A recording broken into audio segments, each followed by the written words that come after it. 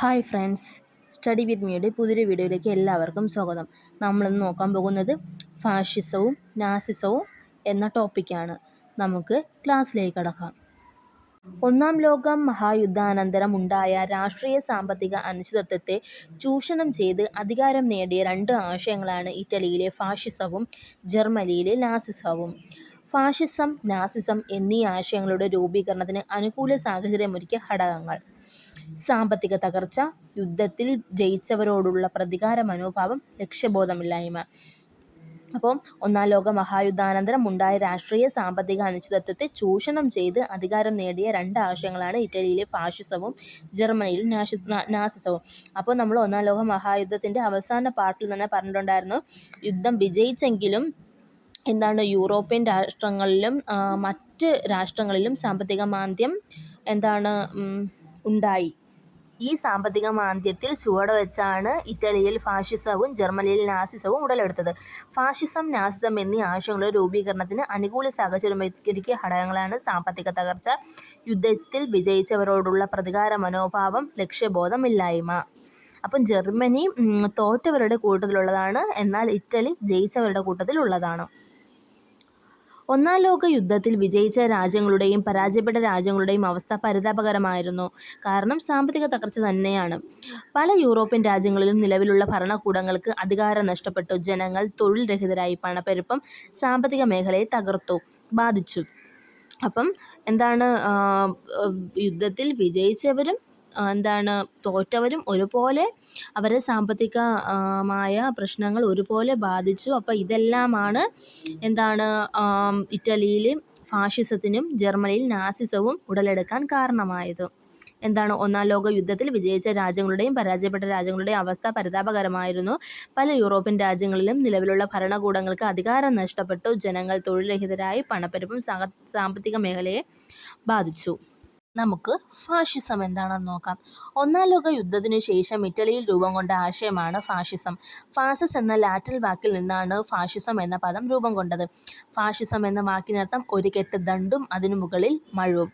ഇത് പുരാതന റോമിലെ അധികാരത്തിൻ്റെ ചിഹ്നമായിരുന്നു. സോഷ്യലിസ്റ്റുകളെയും തൊഴിലാളി കർഷക നേതാക്കളെയും ഫാഷിസ്റ്റുകൾ ശത്രുക്കളായി പ്രഖ്യാപിച്ചു. അപ്പോൾ ഫാഷിസം എന്നാണ് ഒന്നാം ലോക യുദ്ധത്തിനു ശേഷം ഇറ്റലിയിൽ രൂപം കൊണ്ട ആശയമാണ് ഫാഷിസം. ഫാസസ് എന്ന ലാറ്റിൻ വാക്കിൽ നിന്നാണ് ഫാഷിസം എന്ന പദം രൂപം കൊണ്ടത്. ഫാഷിസം എന്ന വാക്കിനർത്ഥം ഒരു കെട്ട് ദണ്ഡും അതിനു മുകളിൽ മഴവുമാണ്. അപ്പോൾ ഇതാണ് പുരാതന റോമിലെ അധികാരത്തിൻ്റെ ചിഹ്നമായിരുന്നത്. സോഷ്യലിസ്റ്റുകളെയും തൊഴിലാളി കർഷക നേതാക്കളെയും ഫാഷിസ്റ്റുകൾ ശത്രുക്കളായി പ്രഖ്യാപിക്കുകയാണ് ചെയ്തത്. ആക്രമണം, ഹിംസ എന്നീ ഭരണ നടപടികളാണ് ഫാസിസ്റ്റുകൾ കൈക്കൊണ്ടത്. ഇറ്റലിയിൽ ഫാഷിസ്റ്റ് ഭരണത്തിലെ നേതൃത്വം കൊടുത്തത് ബെനീറ്റോ മുസോളിനിയായിരുന്നു. ഫാഷിസ്റ്റ് പാർട്ടിയെ എതിർത്തവരെ വധശിക്ഷയ്ക്ക് വിധേയരാക്കി. പ്രാചീന റോമാ സാമ്രാജ്യത്തിൻ്റെ പുനർസ്ഥാപനമായിരുന്നു ഫാഷിസ്റ്റുകളുടെ ലക്ഷ്യം. ഇതിൻ്റെ ഭാഗമായി പ്രാചീന റോമൻ ഭരണത്തിൻ്റെ പല മുദ്രകളും മുസോളിനി സ്വീകരിച്ചു. അപ്പം ഫാഷിസം എങ്ങനത്തെയായിരുന്നു?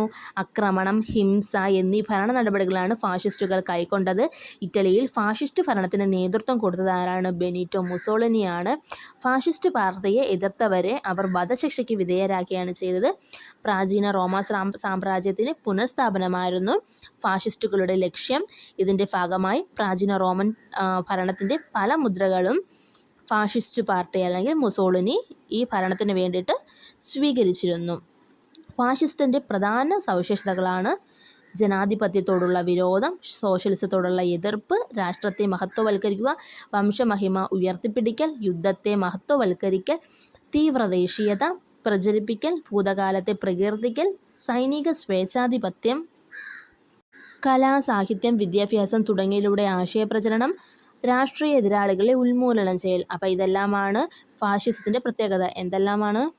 ജനാധിപത്യത്തോടുള്ള വിരോധം, സോഷ്യലിസത്തോടുള്ള എതിർപ്പ്, രാഷ്ട്രത്തെ മഹത്വവൽക്കരിക്കൽ, വംശീയ മഹിമ ഉയർത്തിപ്പിടിക്കൽ, യുദ്ധത്തെ മഹത്വവൽക്കരിക്കൽ, തീവ്രദേശീയത പ്രചരിപ്പിക്കൽ, ഭൂതകാലത്തെ പ്രകീർത്തിക്കൽ, സൈനിക സ്വേച്ഛാധിപത്യം, കലാ, സാഹിത്യം, വിദ്യാഭ്യാസം തുടങ്ങിയവയിലൂടെ ആശയപ്രചരണം, രാഷ്ട്രീയ എതിരാളികളെ ഉന്മൂലനം ചെയ്യൽ. അപ്പോൾ ഇതെല്ലാമായിരുന്നു ഫാഷിസത്തിൻ്റെ പ്രധാന സവിശേഷതകളായിരുന്നത്.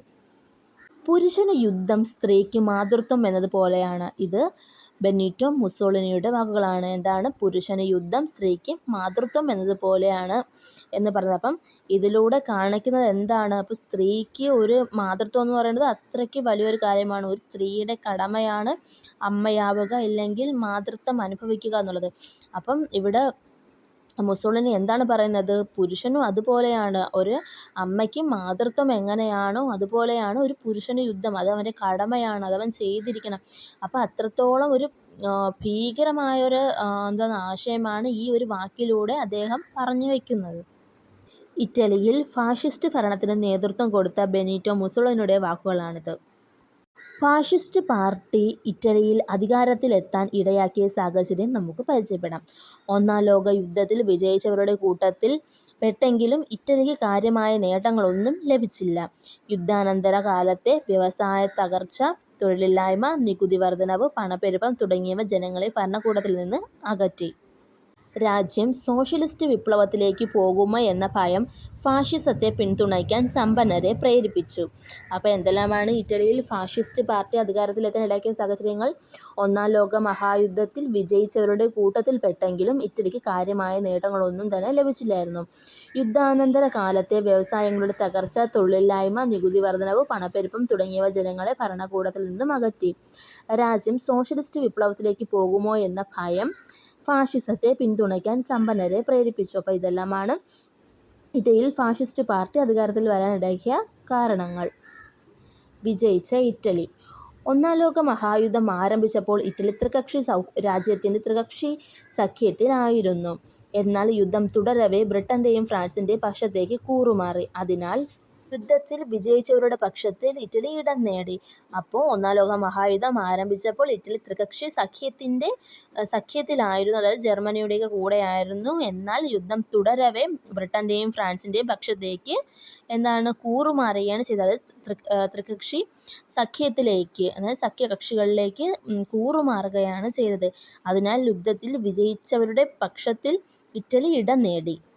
ഒന്നാം ലോക യുദ്ധത്തിൽ കേന്ദ്ര ശക്തികളോടൊപ്പമായിരുന്ന ഇറ്റലിയെ പല വാഗ്ദാനങ്ങളും പറഞ്ഞാണ് സഖ്യശക്തികൾ അവരുടെ കൂടെ കൂട്ടിയത്. എന്നാൽ വിജയിച്ച ശേഷം ഇറ്റലിയോട് പറഞ്ഞ വാക്കു പാലിച്ചില്ല. മാത്രമല്ല പറഞ്ഞ സ്ഥലങ്ങളും വിട്ടുകൊടുത്തതുമില്ല. തീവ്രദേശീയതയേക്കാൾ ഭീകരമായ ആശയമായിരുന്നു ഫാഷിസം. ഇറ്റാലിയൻ ഭാഷയിൽ ഫാഷിസം എന്നാൽ ഐക്യം എന്നാണ്. അപ്പം ഒന്നാം ലോക മഹായുദ്ധത്തിൽ കേന്ദ്ര ശക്തികളോടൊപ്പം ആയിരുന്ന ഇറ്റലിയെ പല വാഗ്ദാനങ്ങളും കൊടുത്താണ് സഖ്യശക്തികൾ അവരുടെ കൂടെ കൂട്ടിയത്. എന്നാൽ വിജയിച്ച ശേഷം ഈ വാഗ്ദാനങ്ങളൊന്നും തന്നെ അവർ പാലിച്ചതുമില്ല. അപ്പം വിട്ടുകൊടുക്കാമെന്ന് പറഞ്ഞ സ്ഥലങ്ങൾ വിട്ടുകൊടുത്തതുമില്ല. അപ്പോൾ തീവ്രദേശീയതയേക്കാൾ ഭീകരമായ ഒരു ആശയമായിരുന്നു ഫാഷിസം. നമ്മൾ തീവ്രദേശീയത എന്താണെന്ന് നോക്കി, തങ്ങളുടെ രാജ്യത്തെ മാത്രം പുകഴ്ത്തുന്ന, തങ്ങളുടെ രാജ്യം ചെയ്യുന്ന കാര്യങ്ങൾ മാത്രമാണ് തെറ്റ്, അവർ ചെയ്യുന്ന എല്ലാ കാര്യത്തിനെയും അനുകൂലിക്കുന്ന ഒരു ആശയമാണ് തീവ്രദേശീയത എന്ന് പറയുന്നത്. അപ്പം തീവ്രദേശീയത എന്ന് പറയുന്നത്, അപ്പം അതിനേക്കാൾ ഒരു ഭീകരമായ ഒരു ആശയമായിരുന്നു ഫാഷിസം എന്നാണ് പറയുന്നത്. ഫാഷിസം എന്ന ആശയം ജനാധിപത്യ വിരുദ്ധമായിരുന്നു. 1919 മുസോളിനി സ്ഥാപിച്ച ഫാസി ഡി കോംബാറ്റിമെൻറ്റോ ആണ് 1921 ഫാഷിസ്റ്റ് പാർട്ടിയായി രൂപം കൊണ്ടത്. ഇറ്റലിയിലെ ജനങ്ങൾക്കിടയിൽ ഭീകരാന്തരീക്ഷം സൃഷ്ടിക്കുന്നതിന് വേണ്ടി മുസോളിനി സ്ഥാപിച്ച സായുധ സംഘടനയാണ് ഫാഷിസം. മുസോളിനി തൻ്റെ ആശയങ്ങൾ, അതായത് ഫാഷിസ്റ്റ് ആശയങ്ങൾ പ്രചരിപ്പിക്കുന്നതിന് വേണ്ടി സ്ഥാപിച്ച പത്രമാണ് അവന്തി. അപ്പോൾ ഫാഷിസം എന്ന ആശയം ജനാധിപത്യ വിരുദ്ധമായിരുന്നു. 1919 മുസോളിനി സ്ഥാപിച്ച ഫാസി ഡി കോംബാറ്റിമെൻറ്റോ ആണ് ഈ പാർട്ടിയാണ് 1921 ഫാഷിസ്റ്റ് പാർട്ടിയായി രൂപം കൊണ്ടത്. ഇറ്റലിയിലെ ജനങ്ങൾക്കിടയിൽ ഭീകരാന്തരീക്ഷം, അതായത് ഭയം സൃഷ്ടിക്കുന്നതിന് വേണ്ടി മുസോളിനി സ്ഥാപിച്ച സായുധ സംഘടനയാണ് ഫാഷിസം. മുസോളിനി തൻ്റെ ആശയങ്ങൾ, അതായത് ഫാഷിസ്റ്റ് ആശയങ്ങൾ പ്രചരിപ്പിക്കുന്നതിന് വേണ്ടിയിട്ട് ആരംഭിച്ച പത്രമാണ് അവന്തി. ഇറ്റലിയിൽ അധികാരത്തിലേറിയ മുസോളിനി രാഷ്ട്രീയ സാമ്പത്തിക മേഖലയിൽ സ്വേച്ഛാധിപത്യപരമായ നടപടികളാണ് കൈക്കൊണ്ടത്. അക്രമത്തിൻ്റെയും ഹിംസയുടെയും മാർഗമാണ് ഫാഷിസ്റ്റുകൾ സ്വീകരിച്ചത്. സോഷ്യലിസ്റ്റുകൾ തൊഴിലാളി കർഷക നേതാക്കൾ എന്നിവരെ രാഷ്ട്രത്തിൻ്റെ ശത്രുക്കളായി പ്രഖ്യാപിച്ചു. ഫാഷിസ്റ്റ് നയങ്ങൾ നടപ്പിലാക്കുന്നതിന് കരിങ്കുപ്പായക്കാർ എന്ന ബ്ലാക്ക് ഷർട്ട് എന്ന സൈനിക വിഭാഗത്തെ ഉപയോഗിച്ച് എതിരാളികളെ അടിച്ചമർത്തി. അപ്പോൾ ഇറ്റലിയെ അധികാരത്തിലേറിയ മുസോളിനി രാഷ്ട്രീയ സാമ്പത്തിക മേഖലയിൽ സ്വേച്ഛാധിപത്യപരമായ നടപടികളാണ് നടപടിയാണ് കൈക്കൊണ്ടത്. അക്രമത്തിൻ്റെയും ഹിംസയുടെയും മാർഗമാണ് ഫാഷിസ്റ്റുകൾ സ്വീകരിച്ചത്. സോഷ്യലിസ്റ്റുകൾ, തൊഴിലാളി, കർഷക നേതാക്കൾ എന്നിവരെ രാഷ്ട്രത്തിൻ്റെ ശത്രുക്കളായി പ്രഖ്യാപിച്ചു.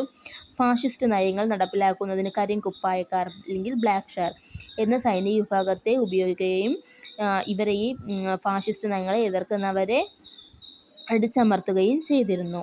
കരിങ്കുപ്പായം പ്രവർത്തനത്തെ ഗവൺമെൻറ് എതിർത്തില്ല. മുസോളിനി പാർട്ടി രൂപീകരിക്കുന്നതിന് മുമ്പ് 1919 നടന്ന തെരഞ്ഞെടുപ്പിൽ മത്സരിച്ചിരുന്നു. എന്നാൽ വിജയിച്ചില്ല. 1921 വീണ്ടും തെരഞ്ഞെടുപ്പിൽ മത്സരിച്ചു. പക്ഷേ അപ്പോഴും കുറഞ്ഞ ഭൂരിപക്ഷമാണ് ഉണ്ടായിരുന്നത്. പക്ഷേ ഈ മത്സരത്തിൽ വേണ്ട ഭൂരിപക്ഷം ഇല്ലാതിരുന്നിട്ടും മുസോളിനി ബലപ്രയോഗത്തിലൂടെ അധികാരം സ്ഥാപിക്കാൻ തീരുമാനിച്ചു. അപ്പം ഇറ്റലിയിൽ എന്തുണ്ടായിരുന്നു? ഗവൺമെൻറ് ഉണ്ടായിരുന്നു. ആ ഗവൺമെൻറ് കരിങ്കുപ്പായ പ്രവർത്തനത്തെ എതിർത്തിരുന്നില്ല. മുസോളിനി പാർട്ടി രൂപീകരിക്കുന്നതിന് മുമ്പ്, അതായത് 1919 നടന്ന തെരഞ്ഞെടുപ്പിൽ മത്സരിച്ചിരുന്നു. എന്നാൽ മുസോളിനി വിജയിച്ചില്ല. അപ്പോൾ വീണ്ടും 1921 തെരഞ്ഞെടുപ്പിൽ മത്സരിച്ചു. പക്ഷേ അപ്പോൾ കുറഞ്ഞ ഭൂരിപക്ഷമാണ് ഉണ്ടായിരുന്നത്. ഒരു പാർട്ടി രൂപീകരിക്കാൻ ആവശ്യമായ ഭൂരിപക്ഷം ഇല്ലായിരുന്നു. അതുകൊണ്ട് തന്നെ ഈ മത്സരത്തിൽ വേണ്ട ഭൂരിപക്ഷം ലഭിച്ചിട്ടില്ലാഞ്ഞിട്ട് പോലും മുസോളിനി ബലപ്രയോഗത്തിലൂടെ അധികാരം സ്ഥാപിക്കാൻ തീരുമാനിച്ചു. 1922 റോമിലേക്ക് മുസോളിനി ഒരു മാർച്ച് നടത്തി. ഇത് വൻ ജനകീയ റാലി തന്നെയായിരുന്നു. ഇറ്റലിയിലെ ചക്രവർത്തിയെ ഭീഷണിപ്പെടുത്തി അധികാരം പിടിച്ചെടുത്തു. ഇറ്റലിയിലെ രാജാവായ വിക്ടർ ഇമാനുവൽ രണ്ടാമൻ ഇവരുടെ ഭീഷണിയിൽ ഭയക്കുകയും മുസോളിനിയെ ഗവൺമെൻറ് ഉണ്ടാക്കാൻ ക്ഷണിക്കുകയും ചെയ്യുന്നു. ഇങ്ങനെ മുസോളിനി അവിടുത്തെ ഭരണാധികാരിയായി. സ്വേച്ഛാധിപത്യ ഭരണമാണ് പിന്നീട് ഇറ്റലി കണ്ടത്. അപ്പോൾ 1922 റോമിലേക്ക് ഒരു മാർച്ച് നടത്തി. ഇതൊരു വൻ ജനകീയ റാലി തന്നെയായിരുന്നു. ഇറ്റലിയിലെ ചക്രവർത്തിയെ ഭീഷണിപ്പെടുത്തിയാണ് അധികാരം മുസോളിനി പിടിച്ചെടുത്തത്. ഇറ്റലിയിലെ രാജാവായ വിക്ടർ ഇമാനുവൽ രണ്ടാമൻ ഇവരുടെ ഭീഷണിയിൽ ഭയക്കുകയും മുസോളിനിയെ ഗവൺമെൻറ് ഉണ്ടാക്കാൻ ക്ഷണിക്കുകയും ചെയ്യുന്നു. ഇങ്ങനെ മുസോളിനി അവിടുത്തെ ഭരണാധികാരിയായി. പിന്നെ അതിനുശേഷം ഇറ്റലി കണ്ടത് വലിയൊരു സ്വേച്ഛാധിപത്യ ഭരണത്തെയാണ് ഇറ്റലി നേരിട്ടത്. ഈ ഭീകര അന്തരീക്ഷത്തെ സൂചിപ്പിക്കുന്നതിനാണ് ഫാഷിസ്റ്റ് എന്ന പദം ആദ്യമായിട്ട് ഉപയോഗിക്കുന്നത്. പത്രം, ടെലിവിഷൻ, മാധ്യമം തുടങ്ങിയവയിൽ നിയന്ത്രണം ഏർപ്പെടുത്തി. ഈ മാധ്യമങ്ങളെല്ലാം ഫാഷിസ്റ്റ് ആശയം പ്രചരിപ്പിക്കാൻ ഉപയോഗിച്ചു. മുസോളിനി പ്രാദേശിക ഗവൺമെൻറ്റിനെ പിരിച്ചുവിടുകയും സോഷ്യലിസ്റ്റ്, കമ്മ്യൂണിസ്റ്റ് നേതാക്കളെ വധിക്കുകയും ചെയ്തു. മുസോളിനിയുടെ ലക്ഷ്യം പ്രാചീന റോമൻ സാമ്രാജ്യത്തിൻ്റെ പുനഃസ്ഥാപനമായിരുന്നു.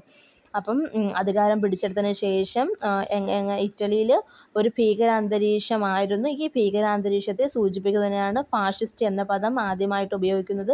പത്രം, ടെലിവിഷൻ, മാധ്യമം തുടങ്ങിയവയിൽ നിയന്ത്രണം ഏർപ്പെടുത്തി. ഈ മാധ്യമങ്ങളെല്ലാം തന്നെ ഫാഷിസ്റ്റ് ആശയങ്ങൾ പ്രചരിപ്പിക്കുന്നതിന് വേണ്ടിയിട്ടാണ് ഉപയോഗിച്ചത്. മുസോളിനി പ്രാദേശിക ഗവൺമെൻറ്റിനെ പിരിച്ചുവിടുകയും സോഷ്യലിസ്റ്റ്, കമ്മ്യൂണിസ്റ്റ് നേതാക്കളെ വധിക്കുകയും ചെയ്തു. മുസോളിനിയുടെ ലക്ഷ്യം പ്രാചീന റോമൻ സാമ്രാജ്യത്തിൻ്റെ പുനഃസ്ഥാപനമായിരുന്നു. റോമിലെ കത്തോലിക്ക സഭയുമായി ഒരു സന്ധി ഉണ്ടാക്കുകയും ഈ സന്ധിയുടെ അടിസ്ഥാനത്തിൽ കത്തോലിക്ക മതത്തെ രാഷ്ട്രമതമാക്കി മാറ്റുകയും ചെയ്തു. ഇതിലൂടെ കത്തോലിക്ക സഭയുടെ പിന്തുണ മുസോളിനി നേടി. പോപ്പിന് വത്തിക്കാൻ എന്ന പുതിയ രാജ്യം തന്നെ സ്വതന്ത്രമായി വിട്ടുകൊടുക്കുകയും ചെയ്തു.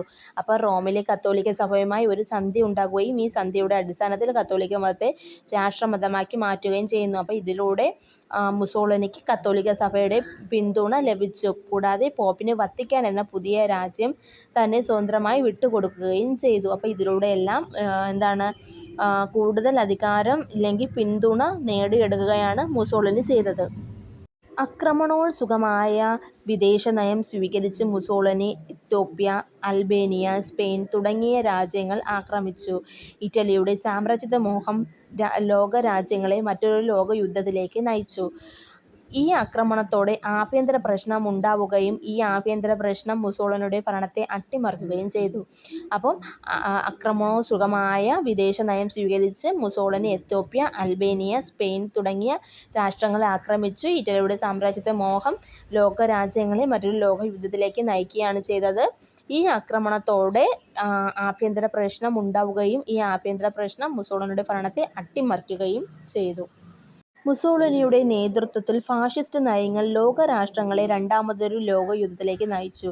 ഡ്യൂച്ചെ എന്നായിരുന്നു മുസോളിനി തൻ്റെ അനുയായികൾക്കിടയിൽ അറിയപ്പെടുന്നത്. ഡ്യൂച്ചെ എന്ന പദത്തിനർത്ഥം ലീഡർ എന്നാണ്. കോമോ എന്ന സ്ഥലത്ത് വെച്ച് മുസോളിനി വധിക്കപ്പെട്ടു. പ്രസിദ്ധമായ റോമാർച്ച് സംഘടിപ്പിച്ചത് മുസോളിനിയാണ്. അപ്പോൾ മുസോളിനിയുടെ നേതൃത്വത്തിലുള്ള ഫാഷിസ്റ്റ് നയങ്ങൾ ലോകരാഷ്ട്രങ്ങളെ രണ്ടാമതൊരു ലോകയുദ്ധത്തിലേക്ക് നയിച്ചു. ഡ്യൂച്ചെ എന്നായിരുന്നു മുസോളിനി തൻ്റെ അനുയായികൾക്കിടയിൽ അറിയപ്പെട്ടിരുന്നത്. ഡ്യൂച്ചെ എന്ന പദത്തിനർത്ഥം ലീഡർ എന്നാണ്.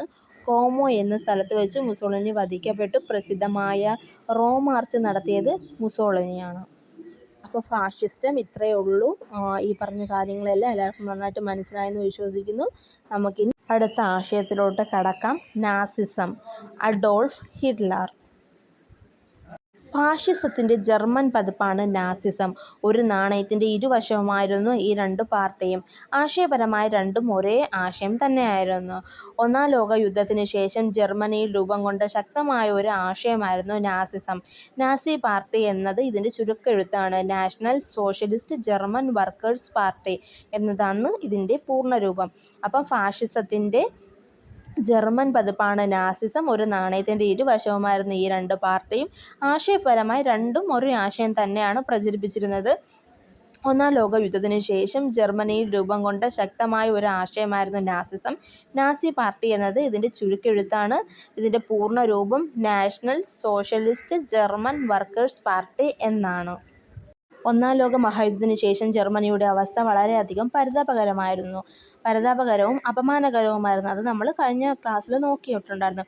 കപ്പൽ, തീവണ്ടി എഞ്ചിൻ എന്നിവ സഖ്യശക്തികൾ പിടിച്ചെടുത്തു. തുറമുഖം, ഫാക്ടറി എന്നിവ തകർന്നു. വ്യാവസായിക മേഖല സഖ്യശക്തികളുടെ കയ്യിലായി. ഇങ്ങനെ നിരവധി പ്രശ്നങ്ങളിലൂടെ കടന്നു പോവുകയായിരുന്നു ജർമ്മൻ ജനത. അപ്പോൾ ഒന്നാം ലോക മഹായുദ്ധത്തിന് ശേഷം ജർമ്മനിയുടെ അവസ്ഥ വളരെയധികം പരിതാപകരവും അപമാനകരവുമായിരുന്നു. കപ്പൽ, തീവണ്ടി എഞ്ചിൻ എന്നിവ സഖ്യശക്തികൾ പിടിച്ചെടുത്തു. തുറമുഖം, ഫാക്ടറി എന്നിവ തകർന്നു. വ്യാവസായിക മേഖല സഖ്യശക്തികളുടെ കയ്യിലായി. ഇങ്ങനെ നിരവധി പ്രശ്നങ്ങളിലൂടെ ജർമ്മൻ ജനത കടന്നു പോവുകയായിരുന്നു. നാസി പാർട്ടിയുടെ നേതാവായ ഹിറ്റ്ലറെ അധികാരത്തിലേറാൻ സഹായിച്ച ഘടകങ്ങൾ. ഒന്നാം ലോക യുദ്ധാനന്തരം ജർമ്മനിയുടെ മേൽ അടിച്ചേൽപ്പിച്ച വേഴ്സായി സന്ധി. സാമ്പത്തിക തകർച്ചയും പണപ്പെരുപ്പവും. ജർമ്മൻ ഭരണകൂടത്തിൻ്റെ പരാജയവും രാഷ്ട്രീയ അസ്ഥിരതയും. ജർമ്മൻ ജനത അജേയർ എന്ന് വിശ്വസിച്ച ജർമ്മൻ സൈന്യം പരാജയപ്പെട്ടതിന് മുഖ്യ കാരണമായി അവർ കാണുന്നത് ജൂതരെയും യഹൂദരെയുമാണ്. അപ്പം നാസി പാർട്ടിയുടെ നേതാവായ ഹിറ്റ്ലറെ അധികാരത്തിലേറാൻ സഹായിച്ച ഘടകങ്ങളാണ്: ഒന്നാം ലോക യുദ്ധാനന്തരം ജർമ്മനിയുടെ മേൽ അടിച്ചേൽപ്പിച്ച വേഴ്സായി സന്ധി, സാമ്പത്തിക തകർച്ചയും പണപ്പെരുപ്പവും, ജർമ്മൻ ഭരണകൂടത്തിൻ്റെ പരാജയവും രാഷ്ട്രീയ അസ്ഥിരതയും. അപ്പം ജർമ്മൻ ജനത അജേയർ എന്ന് വിശ്വസിച്ച ജർമ്മൻ സൈന്യം പരാജയപ്പെട്ടതിന് മുഖ്യ കാരണമായി അവർ കാണുന്നത് ആരെയാണ്? ജൂതരെയും യഹൂദരെയുമാണ്. അവരാണ് തങ്ങളുടെ എല്ലാ പരാജയത്തിനും കാരണമെന്ന് ഇവർ വിശ്വസിച്ചു. ജർമ്മനിയെ പഴയ പ്രൗഢിയിൽ കൊണ്ടുവരണമെന്നും മറ്റു രാഷ്ട്രത്തിന് മുൻപിൽ തലകുമ്പിട്ട് നിന്ന ജർമ്മനിയെ ഉയർത്തിക്കൊണ്ടുവരണമെന്നുള്ള ചിന്ത ജർമ്മൻ ജനതയിൽ ഉണ്ടായി. ഭീതിയിലും നിരാശയിലും മുങ്ങിനിന്ന ജർമ്മൻ ജനത ഒരു പ്രത്യക്ഷയുടെ കിരണത്തിന് വേണ്ടി കാത്തിരിക്കുകയായിരുന്നു.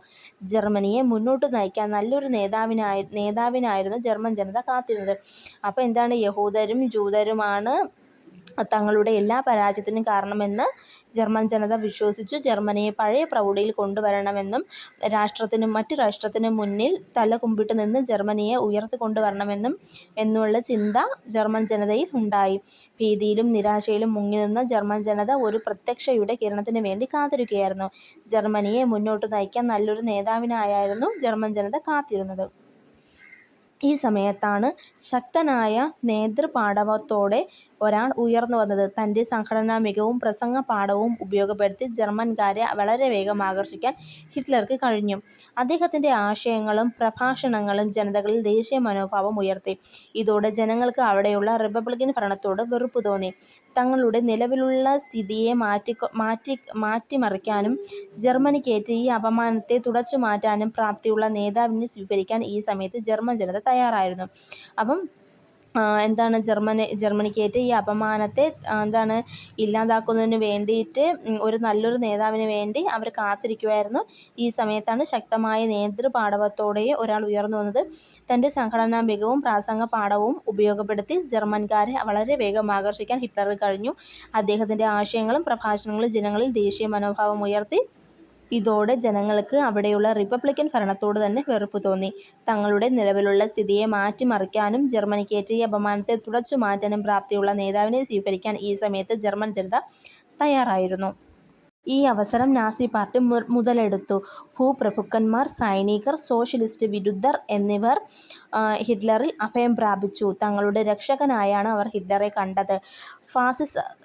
ഫാസിസത്തേക്കാൾ ഭീകരവും പൈശാചികവുമായ രൂപമായിരുന്നു നാസിസം. നിലവിലിരുന്ന ഭരണകൂടത്തെ പുറംതള്ളിക്കൊണ്ട് അധികാരത്തിലെത്തിയ ഹിറ്റ്ലർ നാസിസത്തിന്റെ പ്രധാന ശത്രുക്കളായിരുന്ന സോഷ്യലിസ്റ്റുകളെയും കമ്മ്യൂണിസ്റ്റുകളെയും ജൂതന്മാരെയും ജനാധിപത്യവാദികളെയും കൊന്നൊടുക്കി. അപ്പം ജനങ്ങളുടെ ഈ മനോഭാവം മുതലെടുത്തുകൊണ്ട് നാസി പാർട്ടി അധികാരത്തിൽ വന്നു. അവിടെ ജർമ്മനിയിലുണ്ടായിരുന്ന ഭൂപ്രഭുക്കന്മാർ, സൈനികർ, സോഷ്യലിസ്റ്റ് വിരുദ്ധർ എന്നിവർ ഹിറ്റ്ലറിൽ അഭയം പ്രാപിച്ചു. തങ്ങളുടെ രക്ഷകനായാണ് അവർ ഹിറ്റ്ലറെ കണ്ടത്. ഫാഷിസത്തേക്കാൾ ഭീകരവും പൈശാചികവുമായ രൂപമായിരുന്നു നാസിസം. നിലവിലിരുന്ന ഭരണകൂടത്തെ പുറംതള്ളിക്കൊണ്ട് അധികാരത്തിലെത്തിയ ഹിറ്റ്ലർ നാസിസത്തിന്റെ പ്രധാന ശത്രുക്കളായ സോഷ്യലിസ്റ്റുകളെയും കമ്മ്യൂണിസ്റ്റുകളെയും ജൂതന്മാരെയും ജനാധിപത്യവാദികളെയും കൊന്നൊടുക്കി. കമ്മ്യൂണിസത്തെ തകർക്കുക എന്നതാണ് നാസി പാർട്ടിയുടെ ലക്ഷ്യമെന്ന് ഹിറ്റ്ലർ പറഞ്ഞു. പൗരാവകാശം, സ്വാതന്ത്ര്യം എന്നിവ നാസി പാർട്ടി എതിർത്തു. ജർമ്മനിയുടെ ഭരണഘടന അനുസരിച്ച് ജർമ്മനിയുടെ പരമാധികാരി പ്രസിഡന്റാണ്. ചാൻസലർ സ്ഥാനത്തേക്ക് നിയമിതനായ ഹിറ്റ്ലർ 1934 പ്രസിഡന്റ് ഹിൻഡൻബർഗ് അന്തരിച്ചപ്പോൾ ആ സ്ഥാനം ഹിറ്റ്ലർ കരസ്ഥമാക്കി. ഇതോടെ ജർമ്മനി കണ്ടത് ഭീകരവാഴ്ചയാണ്. അപ്പം കമ്മ്യൂണിസത്തെ തകർക്കുക എന്നതാണ് നാസി പാർട്ടിയുടെ പ്രധാന ലക്ഷ്യമെന്ന് ഹിറ്റ്ലർ പ്രഖ്യാപിച്ചിരുന്നു. പൗരാവകാശം, സ്വാതന്ത്ര്യം എന്നിവ നാസി പാർട്ടി എതിർത്തു. ജർമ്മനിയുടെ ഭരണഘടന അനുസരിച്ച് ജർമ്മനിയുടെ പരമാധികാരി പ്രസിഡന്റായിരുന്നു. അപ്പം ചാൻസലർ സ്ഥാനത്തേക്ക് നിയമിതനായ ഹിറ്റ്ലർ 1934 പ്രസിഡന്റ് ഹിൻഡൻബർഗ് മരിച്ചപ്പോൾ ആ സ്ഥാനം ഹിറ്റ്ലർ കരസ്ഥമാക്കി. ഇതോടെ ജർമ്മനി കണ്ടത് ഒരു ഭീകരവാഴ്ചയായിരുന്നു. ഇതോടെ ജർമ്മനിയിലേക്കുള്ള ജൂതന്മാരുടെ കുടിയേറ്റം തടഞ്ഞു. ജൂതന്മാരെയും കമ്മ്യൂണിസ്റ്റിനെയും ഇല്ലാതാക്കും എന്ന് പ്രതിജ്ഞ ചെയ്തു. ജൂതന്മാരെ ജോലിയിൽ നിന്നും പിരിച്ചുവിട്ടു. ജൂതന്മാരെ കൂട്ടക്കൊല ചെയ്യാൻ ഹിറ്റ്ലർ ആരംഭിച്ച ക്യാമ്പുകളാണ് കോൺസെൻട്രേഷൻ ക്യാമ്പുകൾ. കോൺസെൻട്രേഷൻ ക്യാമ്പുകളിൽ വെച്ച് ജൂതന്മാരെ കൂട്ടക്കൊല ചെയ്ത ചില സംഭവം അറിയപ്പെടുന്നത് ഹോളോകാസ്റ്റ് എന്നാണ്. അപ്പം ഹിറ്റ്ലർ അധികാരത്തിൽ വന്നതോടെ ജർമ്മനിയിലേക്കുള്ള ജൂതന്മാരുടെ കുടിയേറ്റം തടഞ്ഞു. ജൂതന്മാരെയും കമ്മ്യൂണിസ്റ്റിനെയും ഇല്ലാതാക്കുമെന്ന് പ്രതിജ്ഞ ചെയ്തു. ജൂതന്മാരെ ജോലിയിൽ നിന്നും പിരിച്ചുവിട്ടു. ജൂതന്മാരെ കൂട്ടക്കൊല ചെയ്യാൻ ഹിറ്റ്ലർ ആരംഭിച്ച ക്യാമ്പുകളാണ് കോൺസെൻട്രേഷൻ ക്യാമ്പുകൾ. കോൺസെൻട്രേഷൻ ക്യാമ്പുകളിൽ വെച്ച് ജൂതന്മാരെ കൂട്ടക്കൊല ചെയ്യുന്ന ചില സംഭവങ്ങൾ അറിയപ്പെടുന്നത് ഹോളോകാസ്റ്റ് എന്നാണ്. രണ്ടാം ലോക മഹായുദ്ധ കാലത്ത് നാസികൾ സ്ഥാപിച്ച ഏറ്റവും വലിയ കോൺസെൻട്രേഷൻ ക്യാമ്പായ ഔഷ്വിറ്റ്സ് ഏത് രാജ്യത്താണ്? പോളണ്ട്. ഹോളോകാസ്റ്റിന്റെ അർത്ഥം അഗ്നിയിൽ ദഹിച്ച് ഈശ്വരന് ബലി നൽകലെന്നാണ്. ജൂതന്മാരെ കൊലപ്പെടുത്തുന്നതിന് വേണ്ടി ഹിറ്റ്ലർ നിരവധി ഡോക്ടർമാർ, ശാസ്ത്രജ്ഞർ, സാങ്കേതിക വിദഗ്ധർ എന്നിവരെ നിയമിച്ചിരുന്നു. അപ്പോൾ രണ്ടാം ലോക മഹായുദ്ധകാലത്ത് നാസികൾ സ്ഥാപിച്ച ഏറ്റവും വലിയ കോൺസെൻട്രേഷൻ ക്യാമ്പാണ് ഔഷ്വിറ്റ്സ്. ഇത് ഏത് രാജ്യത്താണ്? പോളണ്ടിലാണ് ഇതുള്ളത്. ഹോളോകാസ്റ്റിന് അർത്ഥം എന്ന് പറയുന്നത് അഗ്നിയിൽ ദഹിച്ച് ഈശ്വരന് ബലി നൽകൽ എന്നാണ്. ജൂതന്മാരെ കൊലപ്പെടുത്തുന്നതിന് വേണ്ടി ഹിറ്റ്ലർ നിരവധി ഡോക്ടർമാർ, ശാസ്ത്രജ്ഞർ, സാങ്കേതിക വിദഗ്ധർ എന്നിവരെ നിയമിച്ചു. ഇതിന് നേതൃത്വം നൽകിയത് ഇവരുടെ പാരാമിലിറ്ററി വിഭാഗമാണ്. ഇത് അറിയപ്പെടുന്നത് ഷൂട്ട്സ്റ്റാഫേൽ എന്നാണ്. അപ്പോൾ ഇവിടെ ഉണ്ടായിരുന്ന സ്ത്രീകളെ പീഡിപ്പിച്ചിരുന്നത് എക്സ്റേ കിരണങ്ങൾ കടത്തിവിട്ട് വന്ധ്യകരണങ്ങൾ നടത്തുകയും ഗർഭപാത്രത്തിൽ രാസവസ്തുക്കൾ കുത്തിവെച്ച് പല പരീക്ഷണങ്ങൾ നടത്തുകയും ചെയ്തിരുന്നു. ഈ ഡോക്ടർമാരിൽ ഏറ്റവും ക്രൂരൻ എന്നറിയപ്പെടുന്ന ഡോക്ടറായിരുന്നു ഡോക്ടർ ജോസഫ് മെങ്കലെ. അപ്പം ഈ ജൂതരെ വധിക്കുന്നതിന് നേതൃത്വം നൽകിയത് അവരുടെ പാരാമിലിറ്ററി വിഭാഗമാണ്. ഇത് അറിയപ്പെടുന്നത് ഷൂട്ട്സ്റ്റാഫേൽ എന്നാണ്. ഇവിടെ ഉണ്ടായിരുന്ന സ്ത്രീകളെ പീഡിപ്പിച്ചിരുന്നത് എക്സ്റേ കിരണങ്ങൾ കടത്തിവിട്ട് വന്ധ്യകരണങ്ങൾ നടത്തുകയും ഗർഭപാത്രത്തിൽ രാസവസ്തുക്കൾ കുത്തിവെച്ച് പല പരീക്ഷണങ്ങൾ നടത്തുകയും ചെയ്തിരുന്നു. ഈ ഡോക്ടർമാരിൽ ഏറ്റവും ക്രൂരൻ എന്നറിയപ്പെടുന്ന ഡോക്ടർ ജോസഫ് മെങ്കലെ ആയിരുന്നു. ഡോക്ടർ ജോസഫ് ഇരട്ട കുട്ടികളെ തിരഞ്ഞെടുത്ത് ദ്രോഹിക്കുമായിരുന്നു. ഡോക്ടർ ജോസഫ് മരണത്തിന്റെ മാലാഖ എന്ന് അറിയപ്പെടുന്നു. ഇവർ ഇവിടെ ചെയ്തിരുന്നത് അവയവങ്ങൾ മുറിച്ചു മാറ്റി ഉപ്പും മുളകും ഇട്ടുവെക്കും. കുട്ടികളുടെ കണ്ണിൽ രാസവസ്തുക്കൾ ഉപയോഗിക്കും. 6 വർഷം കൊണ്ട് 2.6 കോടി ജനങ്ങളെ കൊന്നു. ഹിറ്റ്ലറുടെ രഹസ്യ പോലീസ് സേന അറിയപ്പെടുന്നത് ഗെസ്റ്റപ്പോ എന്നാണ്. അപ്പോൾ ഡോക്ടർ ജോസഫ് ഇരട്ട കുട്ടികളെ തിരഞ്ഞെടുത്ത് ദ്രോഹിക്കുന്ന ഒരു ആളായിരുന്നു. ഡോക്ടർ ജോസഫ് മരണത്തിന്റെ മാലാഖ എന്നറിയപ്പെടുന്നു. ഇവർ ഇവിടെ ചെയ്തിരുന്നത് അവയവങ്ങൾ മുറിച്ചു മാറ്റി ഉപ്പും മുളകും ഇട്ടുവെക്കും. കുട്ടികളുടെ കണ്ണിൽ രാസവസ്തുക്കൾ ഉപയോഗിക്കും. 6 വർഷം കൊണ്ട് 2.6 കോടി ജനങ്ങളെയാണ് ഇവർ കൊന്നൊടുക്കിയത്. ഹിറ്റ്ലറുടെ രഹസ്യ പോലീസ് സേന അറിയപ്പെടുന്നത് ഗെസ്റ്റപ്പോ എന്നാണ്. ഹിറ്റ്ലർ രൂപം നൽകിയ സൈന്യം അറിയപ്പെടുന്നത് തവിട്ടുകുപ്പായക്കാർ എന്നാണ്, ബ്രൗൺ ഷർട്ട് എന്നാണ്. ആര്യന്മാർ ലോകത്തിലെ പരിശുദ്ധ വംശമാണെന്നും അവരാണ് ലോകം ഭരിക്കേണ്ടതെന്നും ജർമ്മൻകാർ ആര്യന്മാരാണെന്നും ഹിറ്റ്ലർ അഭിപ്രായപ്പെട്ടു. നാസി പാർട്ടികൾ ഒഴികെയുള്ള മറ്റു പാർട്ടികളെ നിരോധിക്കുകയും തൊഴിലാളി സംഘങ്ങൾക്ക് വിലക്കേർപ്പെടുത്തുകയും ചെയ്തു. ജനങ്ങൾക്ക് സൈനിക സേവനം നിർബന്ധമാക്കിയിരുന്ന വേഴ്സായി സന്ധിയിലെ വ്യവസ്ഥകൾക്കെതിരെ ജനങ്ങളിൽ പ്രതികാര മനോഭാവം വളർത്തുകയും ചെയ്തു. അപ്പോൾ ഹിറ്റ്ലർ രൂപം നൽകിയ സൈന്യം അറിയപ്പെടുന്നത് തവിട്ട് കുപ്പായക്കാരെന്നാണ്, അല്ലെങ്കിൽ ബ്രൗൺ ഷർട്ട് എന്നാണ്. ഹിറ്റ്ലറുടെ അഭിപ്രായത്തിൽ ആര്യന്മാർ ലോകത്തിലെ പരിശുദ്ധ വംശമാണെന്നും അവരാണ് ലോകത്തെ ഭരിക്കേണ്ടതെന്നും ജർമ്മൻകാർ ആര്യന്മാരാണെന്നും അഭിപ്രായപ്പെട്ടു. നാസി പാർട്ടികൾ ഒഴികെയുള്ള മറ്റു പാർട്ടികൾ നിരോധിക്കുകയും തൊഴിലാളി സംഘങ്ങൾക്ക് വിലക്ക് ഏർപ്പെടുത്തുകയും ചെയ്തു. ജനങ്ങൾക്ക് സൈനിക സേവനം നിർബന്ധമാക്കിയിരുന്നു. കൂടാതെ വേഴ്സായി സന്ധിയിലെ വ്യവസ്ഥകൾക്കെതിരെ ജനങ്ങളിൽ പ്രതികാര മനോഭാവം വളർത്തുകയും ചെയ്തിരുന്നു. അപ്പം വേഴ്സായി സന്ധി അനുസരിച്ച് യുദ്ധക്കുറ്റമെല്ലാം ചുമത്തിയത് ജർമ്മനിയുടെ മേലാണ്. അപ്പം യുദ്ധപ്പിഴ ജർമ്മനി അടയ്ക്കണമായിരുന്നു. അപ്പം ഈ ജർമ്മനി ഈ നാസി പാർട്ടി ഉടലെടുത്ത് ഈ ഭരണമെല്ലാം തുടങ്ങിയതിന് ശേഷം ഹിറ്റ്ലർ അതിൽ ഒരു തുക പോലും അടയ്ക്കില്ല എന്ന് പ്രഖ്യാപിക്കുകയും വേഴ്സായി സന്ധിയെ അവഗണിക്കുകയും ചെയ്തു. ജനമനസ്സിലെ പ്രതികാര മനോഭാവം ചൂഷണം ചെയ്ത് ഹിറ്റ്ലർ അക്രമപരമായ ഒരു വിദേശ നയം സ്വീകരിച്ചു. ആസ്ട്രിയ, ചെക്കോസ്ലോവാക്യ തുടങ്ങിയ രാഷ്ട്രങ്ങളെ ആക്രമിച്ചു. ഇറ്റലി, ജപ്പാൻ എന്നീ രാജ്യങ്ങളുമായി ചേർന്ന് സൈനിക സഖ്യം രൂപീകരിച്ചു.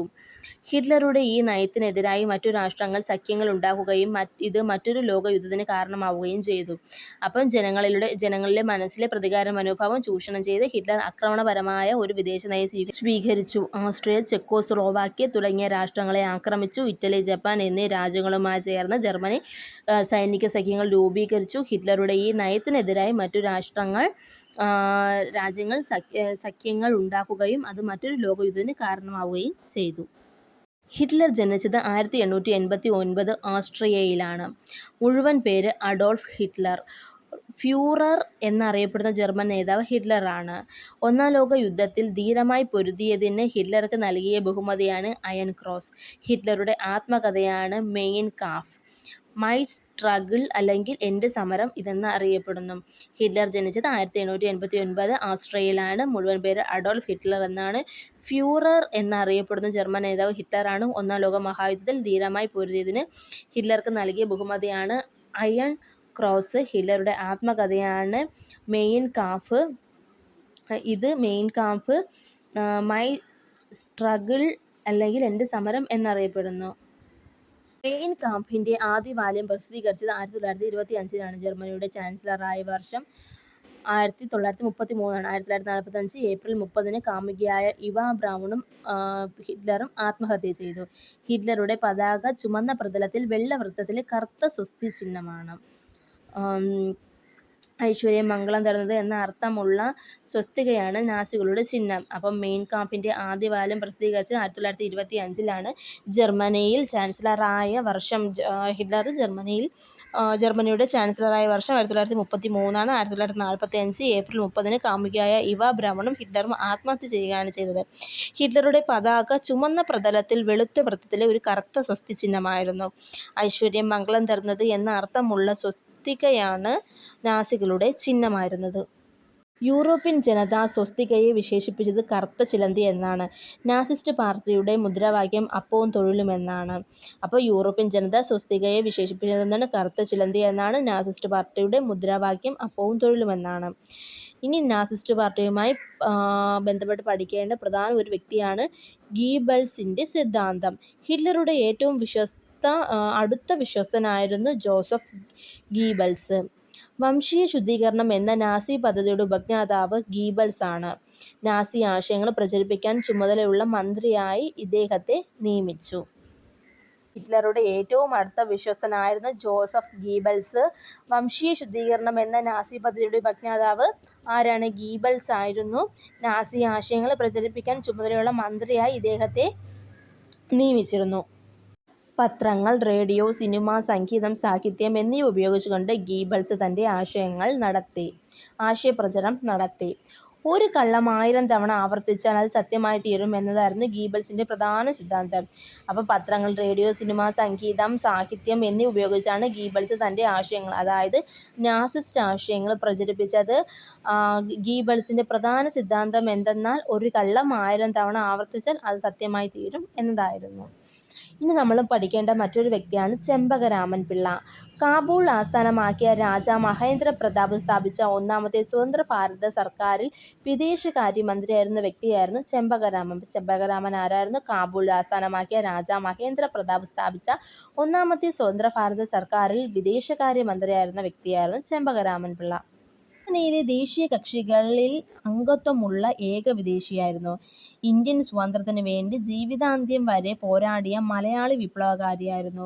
ചെമ്പകരാമൻ പിള്ളയുടെ മരണത്തിന് നാസികളാണ് ഉത്തരവാദി എന്ന് വിശ്വസിച്ചിരുന്നു. ചെമ്പകരാമൻ പിള്ള അന്തരിച്ചത് നാസി ജർമ്മനിയിൽ 1934-ലാണ്. അപ്പോൾ ജർമ്മനിയിലെ ദേശീയ കക്ഷിയിൽ അംഗത്വമുള്ള ഏക വിദേശിയായിരുന്നു ചെമ്പകരാമൻ പിള്ള. ഇന്ത്യൻ സ്വാതന്ത്ര്യത്തിനു വേണ്ടി ജീവിതാന്ത്യം വരെ പോരാടിയ മലയാളി വിപ്ലവകാരിയായിരുന്നു ചെമ്പകരാമൻ പിള്ള. ചെമ്പകരാമൻ പിള്ളയുടെ മരണത്തിന് നാസികളാണ് ഉത്തരവാദി എന്ന് വിശ്വസിക്കുന്നു. ചെമ്പകരാമൻ പിള്ള അന്തരിച്ചത് നാസി ജർമ്മനിയിൽ 1934-ലായിരുന്നു. ഇനി പഠിക്കേണ്ട മറ്റൊരു വ്യക്തിയാണ് പാസ്റ്റർ മാർട്ടിനിൽ നിമോയിലാർ. ഇദ്ദേഹത്തിൻ്റെ ഒരു വാക്കാണ് ഇനി പറയുന്നത്. അവർ ആദ്യം വന്നത് സോഷ്യലിസ്റ്റുകളെ തേടിയായിരുന്നു. ഞാനൊരു സോഷ്യലിസ്റ്റ് അല്ലാത്തത് കൊണ്ട് അപ്പോൾ പ്രതിഷേധിച്ചില്ല. പിന്നീട് അവർ വന്നത് ട്രേഡ് യൂണിയൻകാരെ തിരക്കിയായിരുന്നു. ഒരു ട്രേഡ് യൂണിയൻകാരനല്ലാതിരുന്നതിനാൽ ഞാൻ പ്രതിഷേധിച്ചില്ല. പിന്നീട് അവർ വന്നത് ജൂതന്മാരെ തേടിയായിരുന്നു. ഞാനൊരു ജൂതനല്ലാതിരുന്നതിനാൽ ഞാൻ അപ്പോഴും പ്രതിഷേധിച്ചില്ല. ഒടുവിൽ അവർ വന്നത് എന്നെ തേടിയായിരുന്നു. അപ്പോൾ എനിക്ക് വേണ്ടി പ്രതിഷേധിക്കാൻ മറ്റാരും ബാക്കിയുണ്ടായിരുന്നില്ല. നാസി ക്രൂരതയെക്കുറിച്ച് ഇദ്ദേഹം അഭിപ്രായപ്പെട്ടതാണ്. ഇദ്ദേഹം ജർമ്മൻ പുരോഹിതനായിരുന്നു. ആരാണ്? പാസ്റ്റർ മാർട്ടിനിൻ നിമോയിലാർ. നാസി പാർട്ടിയുടെ ക്രൂരതയ്ക്ക് ഇരയായ ഒരു പെൺകുട്ടിയാണ് ആൻ ഫ്രാങ്ക്. ആൻ ഫ്രാങ്കിൻ്റെ ഒരു അവരനുഭവിച്ച ക്രൂരതയുടെ ഒരു ഡയറി കുറിപ്പാണ് ഇത്. നാസി ക്രൂരതയിലേക്ക് വെളിച്ചം വീശിയ ഡയറി കുറിപ്പുകൾ എഴുതിയ ജൂത പെൺകുട്ടിയാണ് ആൻ ഫ്രാങ്ക്. ആൻ ഫ്രാങ്ക് തൻ്റെ ഡയറിക്ക് നൽകിയ പേര് കിറ്റി എന്നാണ്. നാസി വാഴ്ചക്കാലത്ത് ജർമ്മനിയിൽ നിന്ന് ആൻ ഫ്രാങ്കിൻ്റെ കുടുംബം ഒളിച്ചു കടന്നു.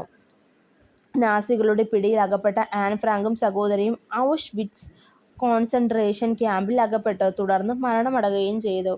അപ്പം ഒരു ജൂത പെൺകുട്ടിയായിരുന്ന ആൻ ഫ്രാങ്ക് തൻ്റെ ഡയറിക്ക് നൽകിയത് കിറ്റി എന്ന പേരാണ്. നാസി വാഴ്ചക്കാലത്ത് ജർമ്മനിയിൽ നിന്ന് ആൻ ഫ്രാങ്കിൻ്റെ കുടുംബം ഒളിച്ചു കടന്നിരുന്നു. എന്നാൽ നാസികൾ അവരെ പിടിക്കുകയും ആൻ ഫ്രാങ്കിനെയും സഹോദരിയെയും പിടിച്ചു. അത് പോളണ്ടിലുള്ള വലിയ കോൺസെൻട്രേഷൻ ക്യാമ്പെന്ന് അറിയപ്പെടുന്ന ഔഷ്വിറ്റ്സ് കോൺസെൻട്രേഷൻ ക്യാമ്പിലാണ് അവരകപ്പെട്ടത്. ഈ ക്യാമ്പിൽ അവരകപ്പെട്ടെങ്കിലും അവർ അവിടെ നിന്ന് മരണമടയുകയാണ് ചെയ്തത്. അപ്പോൾ നമ്മളിന്ന് പഠിച്ചത് ഇറ്റലിയിലെ ഫാഷിസവും ജർമ്മനിയിലെ നാസിസത്തെയും കുറിച്ചാണ്. രണ്ടും ഒരു ഭീകര വാഴ്ചയാണ് പ്രതിനിധീകരിക്കുന്നത്. അപ്പോൾ നമ്മൾ ഈ ഭാഗം കഴിഞ്ഞിരിക്കുന്നു. പഠിപ്പിച്ച ഭാഗങ്ങൾ എല്ലാവർക്കും നന്നായിട്ട് മനസ്സിലായെന്ന് വിശ്വസിക്കുന്നു. നിങ്ങൾക്ക് എന്തെങ്കിലും ഡൗട്ട് ഉണ്ടെങ്കിൽ കമൻറ്റ് ചെയ്യുക. പഠിപ്പിക്കുന്നതിൽ എന്തെങ്കിലും മാറ്റം വരുത്തണമെങ്കിലും കമൻറ്റ് ചെയ്യുക. വീഡിയോ ഇഷ്ടമായാൽ ലൈക്ക് ചെയ്യാനും സബ്സ്ക്രൈബ് ചെയ്യാനും മറക്കരുത്. അടുത്ത ഭാഗമായിട്ട് അടുത്ത ക്ലാസ്സിൽ കാണാം. Thank you.